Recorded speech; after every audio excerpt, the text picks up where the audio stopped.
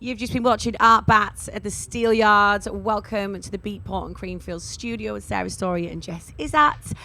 Now, we need to remind you of the competition. We've got a pair of gold weekend camping tickets for Creamfields 2024. You can win. We've also got 6 months free Beatport Streaming Pro.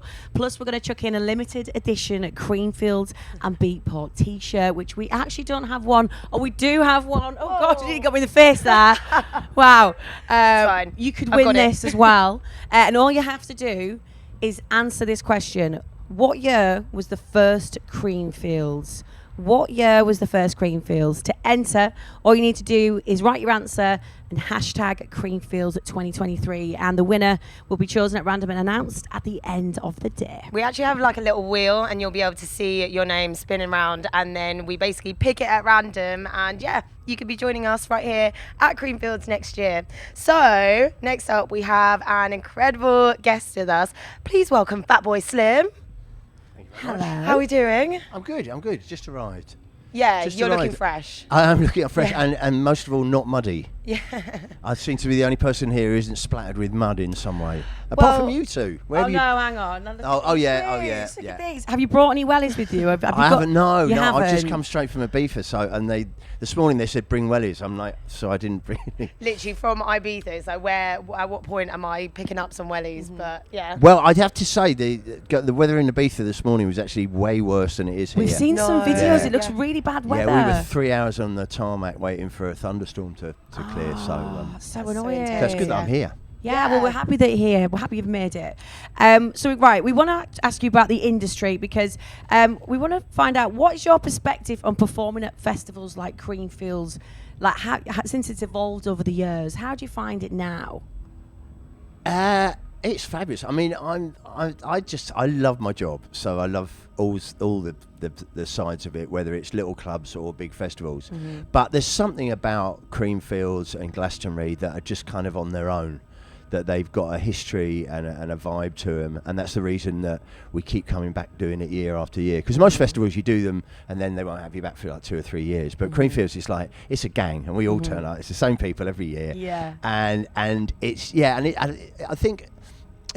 I mean, over the years, I was trying to remember how long, because I did the first one. We got the competition. I was at the question, first so one. I can't remember what year it was. I was going to say, please don't reveal the well, answer. don't Don't do worry, that. I have no idea. But it's been going so long that it's kind of got its own niche, and so it's just a joy. And also, over the years you get to know the people who run it, and they get to know your strengths and everything. So it kind of feels like home.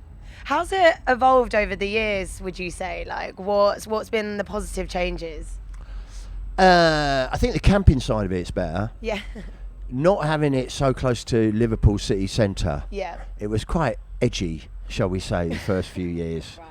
There's a lot of people were trying to climb over the fence and stuff like that. So I think having this sort of picturesque, rural location probably helps.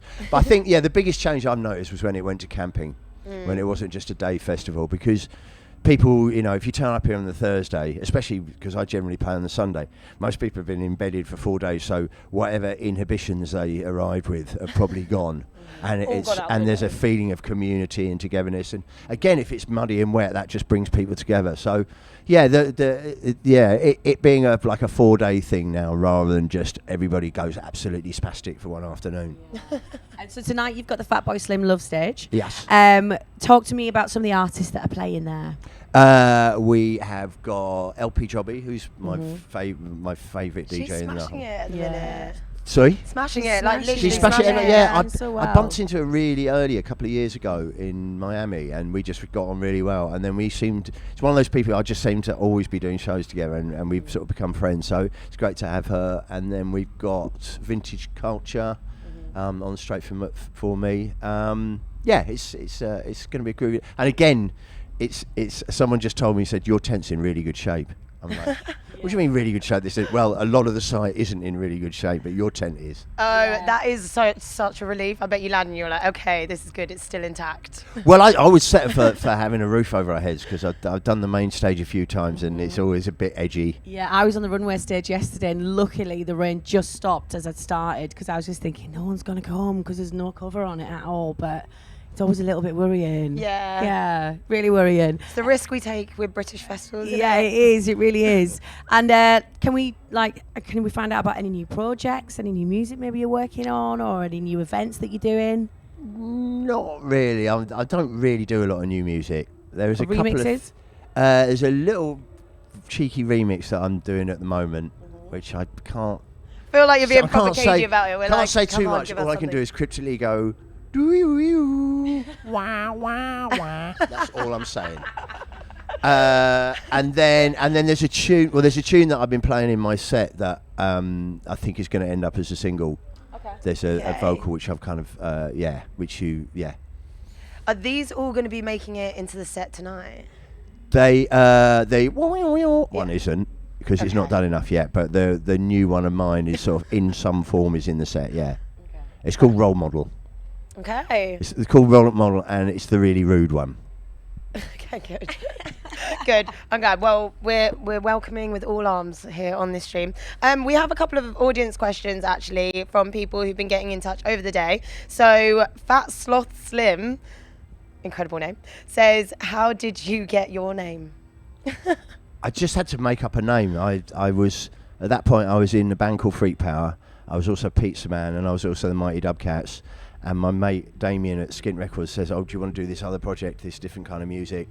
And so we just needed another name. So we all got together and we stayed up all night and had a jamming session on ideas, brainstorming session. Brainstorming session. Getting out of your brainstorming session. That's what we did.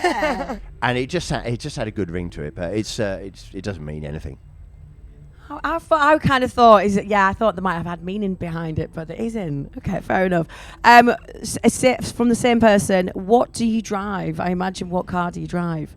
What car do I drive? Yeah, very random question. Yeah, pertinent. I drive an electric Mini. Do you? Yeah. I love that. Zipping around in a little mini. Yeah, zipping around Brighton in your Mini. Yeah, it's great. It's like driving a go-kart. It's brilliant. Mama Kerry says, "Do you see yourself doing what you love for another 10 plus years?" I would like to. I turned 60 this year, and so I've had a bit of soul searching about where I am and what I'm doing. But I'm still really enjoying it, and as long as other people are enjoying it, I'm enjoying it. I don't see any reason to stop.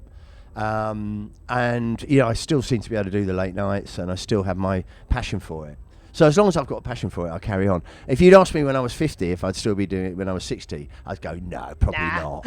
But now I've given up saying that, because I hope to be doing it when I'm 70. I probably won't, but I intend to. What if you still enjoy it? I mean, we'll still be there. So. Yeah. If I'm enjoying it, I'm getting away with it. What reason is there to stop?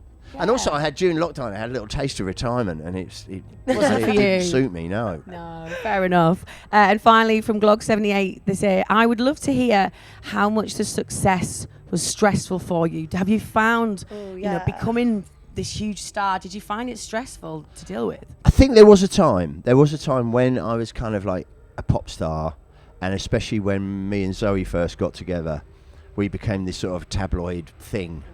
And I did find that quite stressful, and it wasn't really what I got into this business for. It wasn't for the fame; it was my love of music. But I think now, splitting up with Zoe was a good career move, I think, for me. And also, it sort of took me out of tabloid territory. It's like, so now I'm at a level where I'm kind of sort of well known, but the only people who recognise me in the street are people who like me. And I like that. So people come up and ask for selfies, and they chat, and they go, "Oh, I saw you in Ibiza or whatever." Whereas when there's a level of like tabloid fame where everyone recognises you whether or not they like you or not, and they might shout things at you across the street or in the supermarket. I can't imagine anyone not liking you. Yeah, that's the thing. I was gonna say. Well, because you're always so good to fans I'm quite happy at the level I am now. I don't find it stressful. I really enjoy the fact that people dig what I do, and it allows me to do the job I love. But at a level that kind of doesn't really completely interfere with my life. Yeah. When you get followed by tabloid reporters and like photographers chasing you in their cars, that's not nice. I feel like you found the right balance. Also, like off in your Mini, you can like scoot away from them quick. Yeah. Is that the famous Mini that you did the back-to-back with Eats in lockdown? Is that the my car? That was my previous Mini, not the electric one. Oh, okay. I'm not sure if the electric one's got enough battery to charge me and Dan. Fair play. Right, we've been asking everyone who's come through camp back-to-back raves. So we want 3 names, 3 artists on this year's Creamfields lineup. Who would you camp with? Who would you back-to-back with? And who would you rave with? I'm going to camp with Sarah. Oh, okay. Just because we've always got on, but Yeah. I always see you like, you know, just when you're about, you know, you come off and I'm going on. I've never like spent enough time with you, so I think if we spent a whole weekend camping together, we'd probably get to know each we'd have other. a right old time. Yeah, yeah. I am gonna back to back with Dan Eats Everything, just because we're one stage away from getting our own series as a comedy double act. Anyway, and then. Oh, who was I going to rave with? I was going to rave with... Oh, God, remind me. Do we have Where's the lineup? Get the lineup. Jodie Harsh. Jodie, yes. Yeah. Yeah. Again, I do a lot of shows with her, and Yeah. and we always get on, but she's naughtier than you, Sarah. Sorry. Well, What can I say? we'll have to see about that tonight. Well, Fatboy Slim, thank you so much for coming through. Well, thanks for having us. Yeah, what time and where again can people see you? I'm on at 9:30 in the Norman Fatboy Love Tent. Slim Love stage. Yeah. There we go. It's yours now. It's yours tonight. Sorry, I don't know what it's called. I know it's called the rest of the weekend, but tonight it's mine. Yeah, exactly. So, yeah, thank you so much. And we are heading over to go see Fortet on the runway now.